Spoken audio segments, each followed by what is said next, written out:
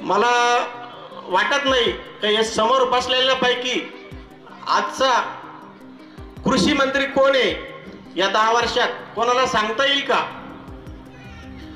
कोणालाही सांगता येणार नाही सध्याच्या कृषी मंत्र्याचं नाव.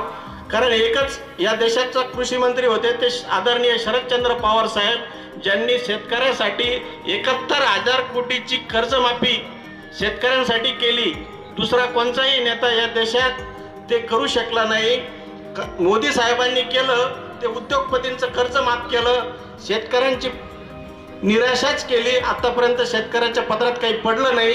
आणि आपण हा सर्व विचार करून येणाऱ्या काळात मोदी साहेबाला जे 400 पार म्हणतात त्यांना हद्दपार करून येणाऱ्या काळात इंडिया आघाडीचं सरकार या देशात शरदचंद्र पवार साहेबांच्या यांच्या नेतृत्वाखाली व उद्धव साहेबांच्या नेतृत्वाखाली या